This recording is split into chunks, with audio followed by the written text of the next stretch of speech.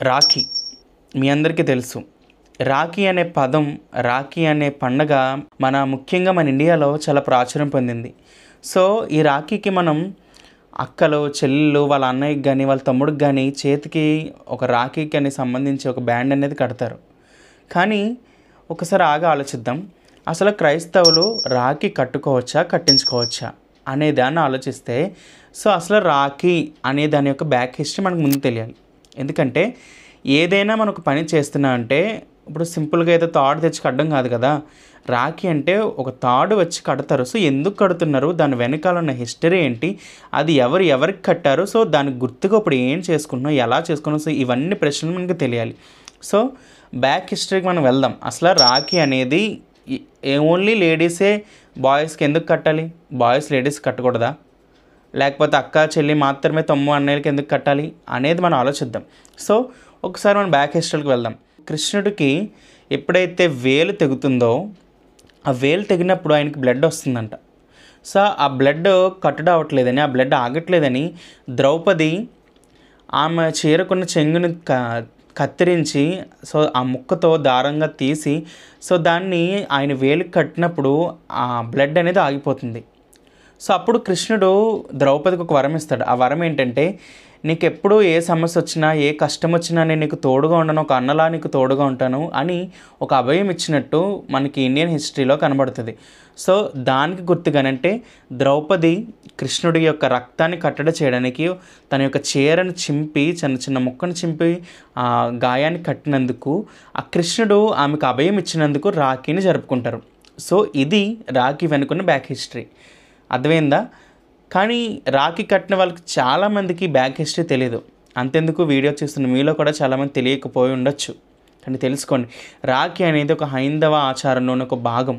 అంటే కృష్ణుడికి ద్రౌపది వచ్చి కట్టిన తర్వాత రాఖీ అనేది ఒక అన్నయ్య, ఒక తమ్ముడు తన అక్కకి, తన చెల్లికి అభయం ఉండాలని, తన చెల్లి తన అక్క తనకి తాడు కడుతున్నప్పుడు సో తన మనసులో ఆ గ్రాటిట్యూడ్ బాగా ఉండాలి కాబట్టి, ఆ లవ్ ఉండాలి కాబట్టి రాఖీని సెలబ్రేట్ చేసుకుంటారు. కానీ ఒక్కసారి ఏదైనా సరే మనం ఎక్కడ అడగాలంటే బైబిల్ని అడగాలి. ఎందుకంటే ఏదైనా చెప్పాలంటే బైబిల్ మాత్రమే చెప్పాలి. సో మనం బైబిల్ని అడుగుదాం, మరి రాఖీ కట్టుకోవచ్చు అంటే, రాఖీ కట్టుకోవచ్చు అని డైరెక్ట్గా అడిగితే రాఖీ కట్టుకోండి అని బైబిల్ ఉండదు. కానీ దేవుడు రాయించిన సందర్భాలు బట్టి, వచనాలు బట్టి ఒక్కొక్కటి మనం టాలీ చేసుకుంటే, ఫిల్టర్ చేసుకుంటూ వస్తే చివరికి ఒక ఆన్సర్ మిగులుతుంది. ఆ ఆన్సర్ మీరు ఈ వీడియోలో చూస్తారు పిల్లలు. రైట్, మొదటిగా మనం వెళ్దాం. దేవుడు ఏం చెప్తున్నాడో చూద్దాం. మార్కు సువార్త 7వ అధ్యాయము 6-7 వచనాలు ఒకసారి చూద్దాం. ఇందులో దేవుడు చెబుతూ, యేసుప్రభువు చెప్తూ, వారు మానవులు కల్పించిన పద్ధతులు దేవోపదేశములను బోధించు నన్ను వ్యర్థముగా ఆరాధించుదురని వ్రాయబడినట్టు, మీరు దేవుని ఆజ్ఞ విడిచిపెట్టి మనుషుల పారంపర్యాచారములను గాయకొనుచున్నారు. అంటే ఇక్కడున్న వ్యక్తులు ఎలా ఉన్నారంటే, దేవుని యొక్క ఆజ్ఞలు పక్కన పెట్టేశారు. మనుషులు తీసుకొచ్చిన పద్ధతులు, మనుషులను పెట్టిన ఆచారాలు, సో ఇవి ఎలా పూజిస్తున్నారంటే, ఇవి మనుషులు కాదు దేవుడే వీటిని పెట్టాడు అన్న ఆలోచనతో ఏం చేస్తున్నారంటే, వీటిని అంటే మనుషులు కల్పించిన పద్ధతిని ఎలా ఆచరిస్తున్నారంటే దేవుని ఉపదేశాలుగా ఆలోచిస్తున్నారు. కానీ దేవుని పక్కన పెట్టేశారని యేసుక్రీస్తు చెప్తున్నారు. ఆలోచించండి, ఇవాళ రాఖీ అనే ఆచారం దేవుడు పెట్టిందా, మనుషులు పెట్టిందా? ఆబ్వియస్లీ ఎవరు పెట్టింది తెలుసా? మనుషులు పెట్టిందే. అంటే ఇప్పుడు ఈ మనుషులు పెట్టిన ఆచారంలో ఈ రాఖీ అనే పండగ రోజు చేతికి ఒక అక్క కానీ, ఒక చెల్లి కానీ తన తమ్ముడికి లేకపోతే తన అన్నకి కట్టాలి అనే ఆచారం ఎవరు పెట్టారో తెలుసా? మనుషులు పెట్టారు.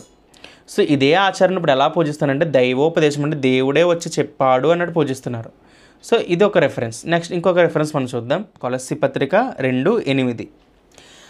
ఆయనను అనుసరింపక మనుషుల పారంపర్యాచారమును అనగా ఈ లోక సంబంధమైన మూల పాఠాలను అనుసరించి మోసకరమైన నిరర్ధక తత్వజ్ఞానం చేత మిమ్మల్ని చెరపట్టుకుని పోయినదేమో అని జాగ్రత్తగా ఉండడి. అంటే ఒకవేళ మనుషుల కల్పించిన పద్ధతిని మీకు చెబుతూ ఇదే జ్ఞానము, ఇదే రైట్ అని చెప్పే వాళ్ళు మీలో ఉంటారు, మీకు చెప్పేవాళ్ళు వస్తారు. కాబట్టి మీరు ఎలా ఉండాలంటే జాగ్రత్తగా ఉండాలని పౌలు గారు కొలస్సీ పత్రిక రాస్తూ చెప్తున్నారు. అంటే వీటన్నిటి బట్టి మనం ఒక టాలీకి రాగలిగితే, మనం ఏదైనా సరే ఒక క్వశ్చన్ తీసుకున్నాం అనుకోండి, రాఖీ అనేది మనిషి పెట్టాడు, దేవుడు పెట్టాడా? మనిషే పెట్టాడు. సో ఈ మనిషి పెట్టిన ఆచారాన్ని మనం పాటించాలా అంటే, ఈ రెండు రెఫరెన్స్ బట్టి దేవుడు ఏమంటాడు తెలుసా? మనుషుల ఆచారాలు మీరు పాటించవద్దు అని దేవుడు అంటున్నాడు. ఒకవేళ దేవుడే చెప్పాడనుకోండి, పాటించండి, నో ప్రాబ్లం. దేవుడే చెప్పాడనుకోండి, మీ ఇష్టం, ఆయన ఎలా బ్రతకమంటే అలా బ్రతకండి, నో ప్రాబ్లం. కానీ మనుషులు పెట్టినవి దేవుడు పెట్టినవి అని నమ్మి అలా ప్రకటిస్తే మాత్రం, అలా జీవిస్తే మాత్రం ఖచ్చితంగా దేవుడు లెక్క అడుగుతాడు, గుర్తుపెట్టుకోండి. ఇప్పుడు మనకు రావాల్సిన ఒక విషయం తెలియదు.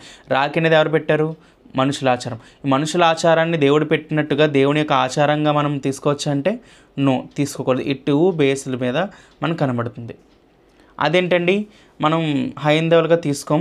ఏదో మన అన్నయ్య కానీ మన తమ్ముడికి కానీ నాకు ఒక భరోసా ఉంటుంది, లేకపోతే నాకు ఆడపిల్లకి రక్షణ లేదు కదా, నాకు ఒక భరోసా ఉంటుందని నేను కట్టే తప్పేంటండి? లేకపోతే నా చెల్లికి కానీ నా అక్కకి కానీ ఒక భరోసా నేను ఇవ్వగలను కాబట్టి నేను కట్టించుకుంటున్నానండి, ఒకవేళ కట్టించుకోవడం తప్ప అండి అని మీరు నన్ను అడగచ్చు. ఇంకా మనం ముందుకు వెళ్తా అపోస్తలుడైన పౌలు గారు ఏం చెప్తున్నారు చూడగలిగితే, కొరింథీ మొదటి పత్రిక 10:23, అన్ని విషయములందు నాకు స్వాతంత్రము కలదు కానీ అన్నీయూ చేయదగినవి కావు, అన్నిటి యందు నాకు స్వాతంత్రం కలదు కానీ అన్నీయూ క్షేమాభివృద్ధి కలుగజేవు. అంటే చేసే స్వాతంత్రం ప్రతి మనిషికి దేవుడు ఇచ్చాడు. ఎందుకంటే దేవుడు ఎవరికి సంఖ్యలు వేయలేదు. దేవుడు ఎవరిని బిగించి మీరు పాపం చేయకండి అన్నాడు తప్ప, మన చేతులకి, మన కాళ్ళకి, మన కళ్ళకి దేవుడు ఏం సంఖ్యలు వేయలే. స్వతంత్రాన్ని ఇచ్చాడు దేవుడు, ఇండిపెండెన్స్గా ఉంచమన్నాడు. అందుకే పౌలు అంటున్నాడు, నాకు ప్రతీదీ చేయడానికి స్వాతంత్రం అన్నాడు. మంతాడడానికి స్వాతంత్రం ఉంది, లేకపోతే డ్యాన్స్ చేయడానికి స్వాతంత్రం ఉంది, అల్లరి చేయడానికి స్వాతంత్రం ఉంది, రాఖీ కట్టించుకోవడానికి స్వాతంత్రం ఉంది. కానీ అన్నిటికీ స్వాతంత్రం ఉన్నా ఏమంటున్నాడు తెలుసా పౌలు గారు? అన్నీయూ చేయదగనివి కావు, అంటే ఏవి చేయదగనివి అని ఆలోచించాలంటే, దేవుడు ఏవైతే చేయవద్దన్నాడో అవి చేయదగినవి కావు, దేవుడు ఏదైతే చేయమన్నాడో అవి చేయదగినవి. ఆలోచించండి, క్లియర్ కట్గా పౌలుగా చెప్తున్నా. అన్నిటికీ స్వాతంత్రం ఉంది. అవును, రాఖీ కట్టుకోవడానికి స్వాతంత్రం ఉంది, మందు తాగడానికి స్వాతంత్రం ఉంది, నీకు ఇష్టం వచ్చినట్టు బ్రతకడానికి అంత స్వాతంత్రం ఉంది. కానీ అలా ఇష్టం వచ్చిన స్వాతంత్రంగా బ్రతకడానికి అన్నీ చేయదగినవా అంటే నో, అన్నీ చేయదగినవి కావు అంటున్నాడు పౌలు గారు. అలాగే మరొక మాట చూద్దాం. కొరింథీయులకు రాసిన 2వ పత్రిక 6వ అధ్యాయం 14వ వచనంలో, మీరు అవిశ్వాసులతో జోడిగా ఉండకుడి. మీరు అవిశ్వాసులతో జోడిగా ఉండకండి. ఎందుకో తెలుసా? మీకు అందరికీ తెలుసు ఒక సామెత, ఒక మంచివాడు చెడ్డవాడి దగ్గర 6 నెలలు సహవాసం చేస్తాడు అనుకోండి, మంచివాడు ఏమవుతాడు తెలుసా? ఆ చెడ్డవాడి లక్షణాలని వీడవుతారంట. మంచి సహవాసము మంచిగా ఉన్న బ్రతకనిస్తుంది, కానీ చెడు సహవాసం మంచి నన్ను కూడా చెరుపుతుంది ఆలోచిస్తున్నాడు. అంటే నువ్వు విశ్వాసవే, ఒక అన్యుడు ఉండొచ్చు, వాడు అవిశ్వాసి. ఒకవేళ వాడితో నువ్వు ఎక్కువ టైం నువ్వు స్పెండ్ చేస్తూ ఉంటున్నావు అనుకో, వాడు అవిశ్వాసం కూడా నీలోనికి వచ్చే ఎంటర్ అయ్యే అవకాశం ఉంది. అందుకే అవిశ్వాసులతో జోడుగా ఉండకండి. మరి అదేంటండి, చాలామంది అవిశ్వాసులు ఉన్నారు కదండి నేను మన సమాజంలో, అంటే వాళ్ళతో బ్రతకచ్చు, కానీ జోడుగా ఉండకండి. జోడుగా ఉండడం అంటే వాళ్ళతో అటాచింగ్, ఒక బాండ్ అనేది, అంటే వాళ్ళు ఏం చెప్తే అది నువ్వు చేయడం అనేది కాకుండా వాళ్ళతో ఉండండి. వాళ్ళ మధ్య మనం బ్రతకాలి. ఎందుకంటే మనం వ్యాపారం చేయాలన్నా, ఉద్యోగాలకు వెళ్ళాలన్నా, స్కూల్స్కి వెళ్ళాలన్నా మన వాళ్ళే ఉంటారా అంటే లేదు, వేరే వాళ్ళు కూడా ఉంటారు. సో అలాంటి అవిశ్వాసాలు జోడుగా ఉండకండి. నీతికి దుర్నీతి ఏమి సాంగత్యం అంటాడు పౌలు గారు. అంటే ఆలోచించండి, దేవుడు అన్య ఆచారాన్ని, అన్య సిద్ధాంతాలు చాలా వ్యతిరేకిస్తాడు. అన్య దేవతలను కూడా దేవుడు మన పాత నిబంధన గ్రంథంలో చూస్తే ఎన్నోసార్లు మేము విగ్రహాలు బట్టి వాటిని పక్కన పట్టేయండి, వాటిని పూజింపకండి, వాటిని పెట్టిన ఆహారం తినద్దని ఎన్నోసార్లు ఇవన్నీ చెప్పుకుంటూ వచ్చాడు. మరి ఇప్పుడు ఆలోచిద్దాం, మరి అలాంటిది అన్య ఆచారం ఉంది కదా, ఇది ఎవరో కృష్ణుడికి ద్రౌపది కట్టింది కదా, మరి ఆచారాన్ని మనం పాటిస్తామా? ఆలోచించండి. ఒకవేళ రాఖీ కట్టుకోవడం తప్పు కాదండి మనం అడగచ్చు. ఒక చెల్లి, ఒక అక్క వచ్చి మన తమ్ముడుగా, అన్నగా మనకు కట్టించుకోండి. కానీ ఒక మత సంబంధమైన, ఒక ఆచారబద్ధంగా దాన్ని చూస్తే అది తప్పు.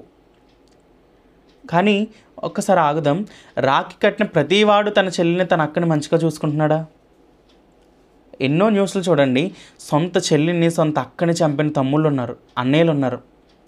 ఒకవేళ స్త్రీని కూడా మోహించి చంపిన అన్నదమ్ములు ఉన్నారు. అంటే ఇంకా రాఖీ కట్టించుకున్న వాళ్ళు ఎంతమంది ఉన్నారు మన ఇండియాలో? చాలామంది ఉంటారు కదా, ప్రతి సంవత్సరం లక్షల రాఖీలు కడతారు కదా. మరి ఇందులో ఎంతమంది హంతకులు ఉన్నారో తెలుసా? ఎంతమంది దోపిడీగాళ్ళు ఉన్నారో తెలుసా? ఎంతమంది వ్యభిచారులు ఉన్నారో తెలుసా? ఎంతోమందిని చంపి వ్యభిచారం చేసిన స్త్రీలను, వ్యభిచారం చేసిన పురుషులు ఉన్నారు. ఆలోచించండి. అంటే రాఖీ కట్టినంత మాత్రాన స్త్రీకి స్వతంత్రం ఉందా? రాఖీ కట్టినంత మాత్రం ఒక అన్నయ్య, ఒక తమ్ముడు తనకి స్వతంత్రం ఇవ్వగలుగుతున్నాడా? ఆ రెస్పెక్ట్ కానీ, లేకపోతే ఆ యొక్క తనకి సెక్యూరిటీ ఇవ్వగలుగుతున్నాడంటే లేదు. ఇప్పుడు ఎన్నో రకాల అత్యాచారాలు మన ఇండియాలో రోజుకి జరుగుతున్నాయి. మరి ఎక్కడుంది మనకి రాఖీ కడితే ఎలా ఉంటాడండి, అన్నయ్యగా తమ్ముడుగా రక్షణ కల్పిస్తారని అనుకుంటారు మీరు. కానీ ఆలోచన ఎక్కడ కనబడుతుంది ప్రియుల రక్షణ? ఒక అన్య సిద్ధాంతాన్ని తీసుకొచ్చి వాళ్ళ క్రైస్తవుల్లో వేణు ఉనికిపోయిందంటే అది తప్పు. ఒక అన్య ఆచారాన్ని మనం పాటిస్తున్నాం, అది తప్పు. లేకపోతే ఒక చెల్లి, ఒక అన్న నేను నీకున్నాను అని తోడుగా భరోసా ఇవ్వండి వాళ్ళకి. ఎందుకంటే ఇవాళ సమాజంలో స్త్రీలు చాలా విపరీతంగా కొనసాగుతున్నారు. వారి మీద జరిగే దాడులు, వాళ్ళ మీద జరిగే అత్యాచారాలు ఇవన్నీ చాలా పెరిగిపోతున్నాయి. సో అలాంటి వారికి నేను అండగా నిలబడుతున్న భరోసా మీరు ఇవ్వండి. దానికి ఒక రోజే తాడు కట్టించుకోవడం కాదు, కానీ నీ హృదయంలో 360 రోజులు నీ మనస్సులో, నీ హృదయంలో నాటబడాలి అది. ఆ తాడు ఎక్కడ కట్టుకోవాలో తెలుసా? నీ చేతికి కాదు, నీ హృదయంలో కట్టుకో. ఆ తాడు నీ హృదయంలో ఉంటే నీ చెల్లిని, నీ అక్కని, నీ చెల్లి అక్క కాదు, సమాజంలో ఏ అయితే స్త్రీ ఉందో ప్రతి స్త్రీని నువ్వు ఒక సెక్యూరిటీ భావంతో, ఒక గ్రాటిట్యూడ్తో, లవ్తో చూడగలిగే ఆ మనసు రావాలి. అందుకే యేసుక్రీస్తు వారి మనసు ఒక్కసారి ఆలోచించండి. ఒక వ్యభిచారం చేసే స్త్రీని కూడా ఏమన్నాడు తెలుసా? అమ్మ అన్నాడు. అనేక మంది వచ్చి రాళ్ళు రువ్వి వ్యభిచారపు స్త్రీని కొడుతుంటే మీలో ఎవడు మొదట పాపం చేస్తాడో వచ్చి వాడి మీద ఆమె మీద రాయి వేయండి అన్నాడు. అది యేసుక్రీస్తు వారి క్యారెక్టర్. ప్రతి స్త్రీని అమ్మ అని పిలిచాడు. వ్యభిచారం చేసే స్త్రీని అమ్మ అని పిలిచాడంటే ఆయనకున్న శక్తి ఎంత గొప్పది, ఆయనకున్న ఆ క్యారెక్టర్ ఎంత గొప్పది ఆలోచించండి. అలాంటి క్రీస్తుని మనం కలిగి ఉన్నాం. మన హృదయంలో గ్రాటిట్యూడ్ ఉండాలి తప్ప మన చేతికి ఏదో తాడు కట్టినంత మాత్రం రాదు ప్రియులారా. కాబట్టి ఇవన్నీ చెప్పిన సందర్భాలు ఆలోచించగలిగితే ఒక అన్యుల సిద్ధాంతాన్ని, ఒక మనుషులు పెట్టిన సిద్ధాంతాన్ని, పారంపర్యాచారాన్ని ఆలోచించకండి. కాబట్టి take wisely, take decision. Thank you.